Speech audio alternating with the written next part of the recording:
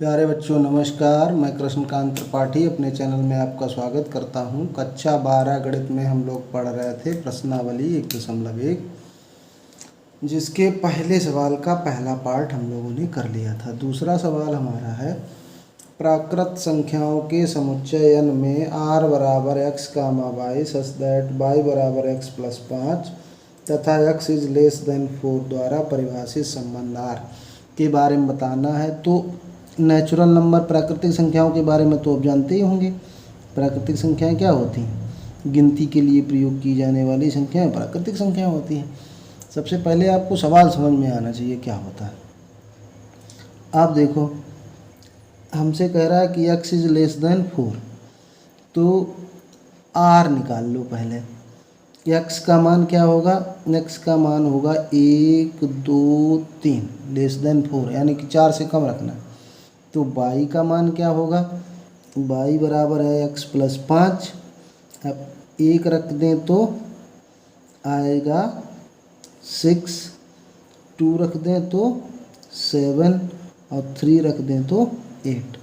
तो r वास्तविकता में है क्या हमारा कि 1 रखा तो हमें 6 मिला, 2 रखा तो 7 मिला और 3 रखा तो 8 मिला। ये r है। तो इसमें क्या लिखोगे?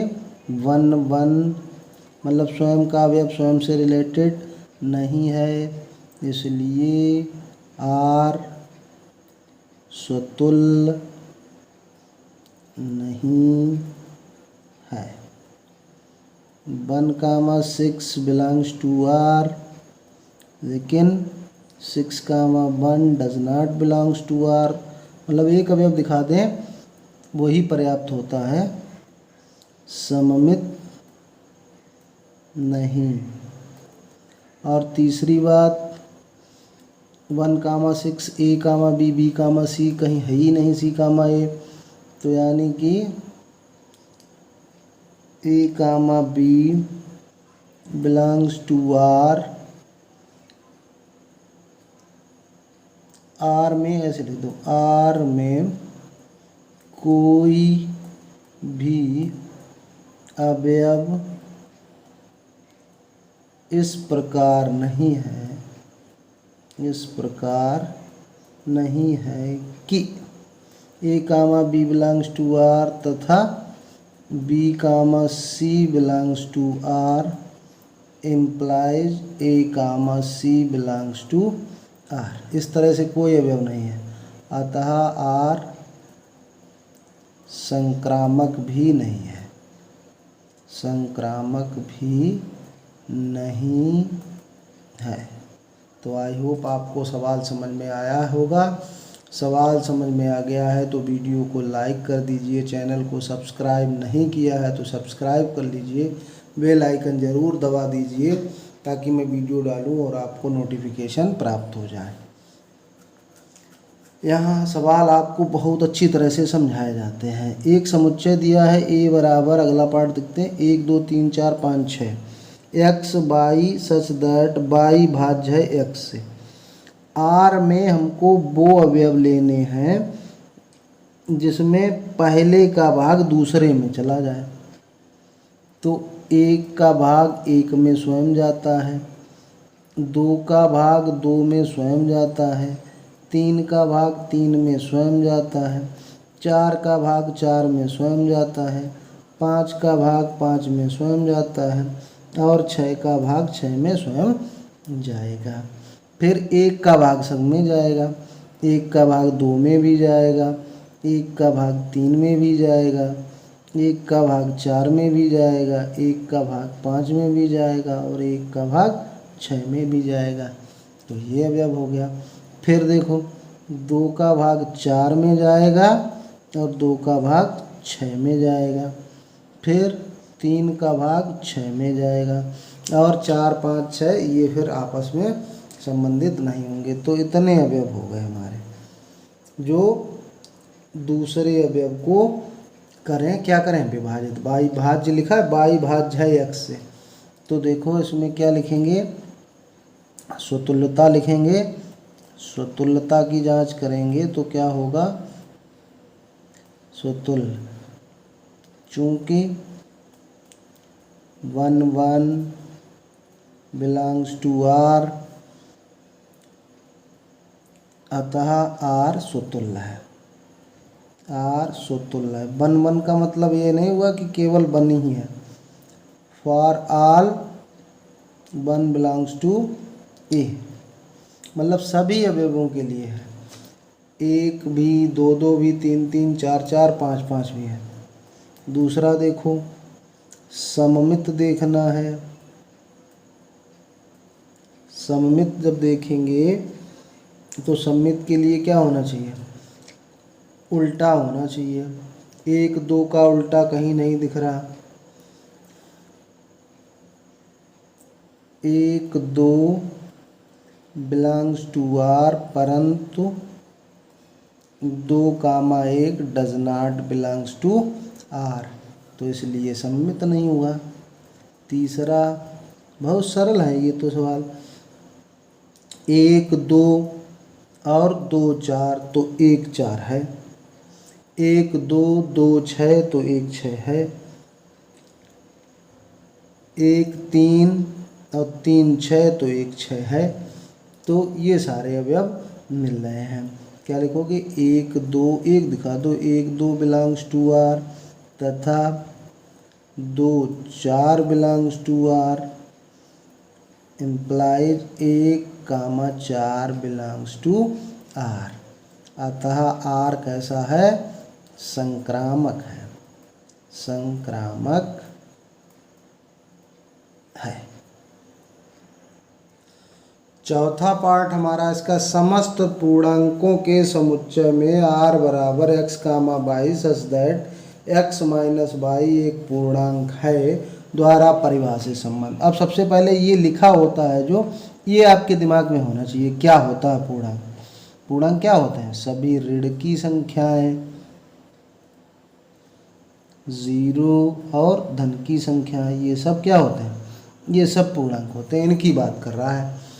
तो पहले हम स्वतुल्यता की जांच करेंगे। स्वतुल्य।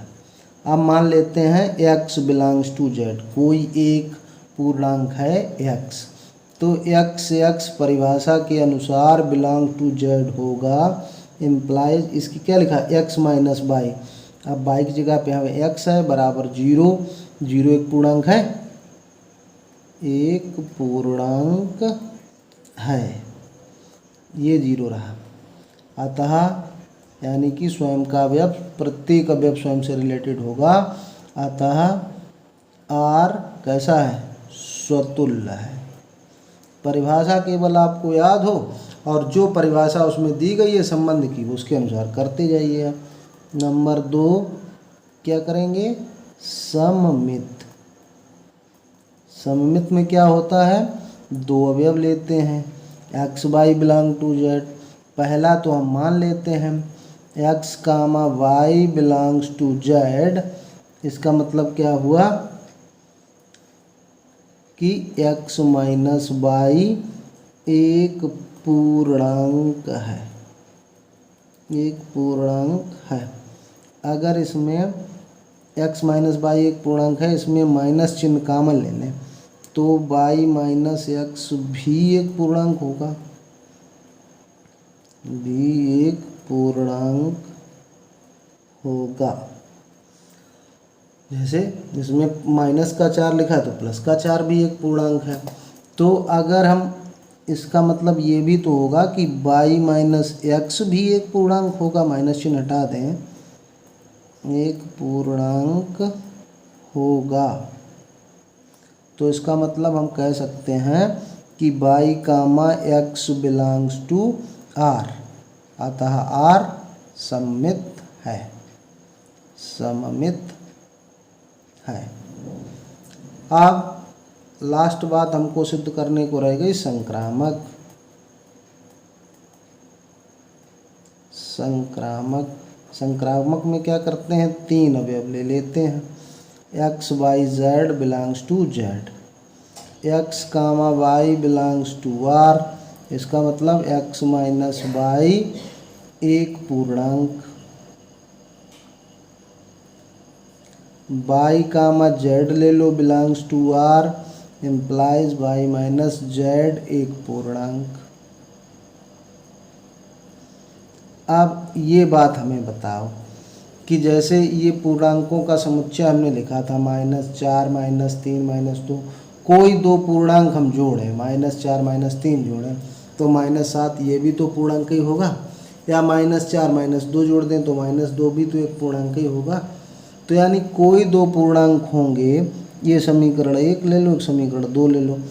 समीकरण 1 प्लस समीकरण 2, तो क्या हम कहेंगे कि x minus y plus y minus Z एक पूर्णांक है, एक पूर्णांक है। तो वाई वाई तो यहाँ कैंसिल हो गया, तो इससे क्या आ रहा कि x माइनस जेड एक पूर्णांक है, x एक पूर्णांक है। ये कहा कि परिभाषा होगी x माइनस जेड, यानी कि x z belongs to r। अगर x y belongs to r है तो लिखते हैं x माइनस वाई, तो x कामा जेड अगर बिलोंग्स टू r तो क्या हो गया x माइनस जेड, यही तो आ गया। तो अतः r कैसा है, संक्रामक है। और अगले पार्ट में 5 भाग दिए गए हैं। किसी विशेष समय पर किसी नगर के निवासियों के समुच्चय में निम्नलिखित संबंध, तो ये सब आपको अपने आप ही कर लेने हैं, बहुत सरल हैं। x comma y such that x तथा y एक ही स्थान पर कार्य करते हैं। अब स्वयं का अवयव स्वयं से रिलेटेड हो तो x एक ही स्थान पे काम करता है।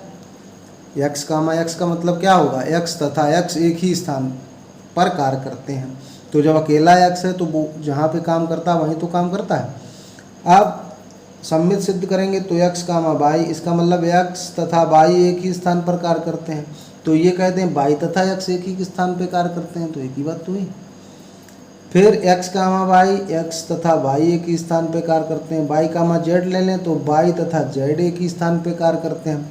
तो अगर ये कह दिया जाए कि x और z एक ही स्थान पर कार्य करते हैं तो संक्रामक भी तो हो गया। तो बस ऐसे ही लिखना है। सैम बिल्कुल सेकंड पार्ट है, एक मोहल्ले में लिख देना है। तीसरा में है x कामा y से ठीक 7 सेंटीमीटर लंबा है। अब x कामा x लेंगे तो कोई भी व्यक्ति स्वयं से 7 सेंटीमीटर लंबा तो होता नहीं है, अपने आप से कोई लंबा हो जाएगा 7 सेंटीमीटर। तो x माइनस एक्स यहाँ लिखोगे, x से ठीक 7 सेंटीमीटर लंबा नहीं हो सकता। तो x does not belong to r, यानी कि सुतुल्य नहीं। x बाई, अगर x बाई से 7 सेंटीमीटर लंबा है तो y x से छोटा होगा कि लंबा हो जाएगा, तो सममित भी नहीं है। अगर x y से 7 सेंटीमीटर लंबा है और y z से 7 सेंटीमीटर लंबा है तो क्या होगा, x सबसे लंबा हो गया और z सबसे छोटा हो गया, तो x z से 14 सेंटीमीटर लंबा हो जाएगा, ना कि 7 सेंटीमीटर, इसलिए संक्रामक भी नहीं है। x कामा y, इसमें तो अपना बेसिक दिमाग लगाना है सिर्फ। x कामा y की पत्नी, x जो है y की पत्नी है, तो x करेंगे तो क्या कोई स्वयं की पत्नी हो सकता है, नहीं हो सकता ना, तो स्वतुल्य नहीं है। x comma y, x y की पत्नी है, तो क्या कहेंगे कि y x की पत्नी है, अरे y तो पति हुआ फिर ना, तो उल्टा भी नहीं हो सकता है, तो गलत हो गया। x y की पत्नी है और y z की पत्नी है, x y की पत्नी है और y कामा z क्या होगा, y z की पत्नी है, तो x z पति पत्नी कभी नहीं हो सकते। ये तो दोनों बात असंभव हो जाएंगी कि x y की पत्नी है, वो यही गलत हो जाएगा कि y z की पत्नी है, तो संक्रामक भी नहीं होगा। अब x कामा y बिल्कुल ऐसा ही है, तो कोई स्वयं का पिता नहीं हो सकता। अगर x पिता है y का तो y पिता थोड़ी है x का, तो संक्रामक भी नहीं है। x y का पिता है, y z का पिता है, तो x z फिर नाती पोते में चले जाएंगे, तो वो भी नहीं हो सकता, तो संक्रामक भी नहीं है। तो ये सारे पार्ट आप अपने आप कर लेंगे, ये मुझे पूरा विश्वास है। अगले वीडियो में आगे के सवाल देखेंगे। धन्यवाद।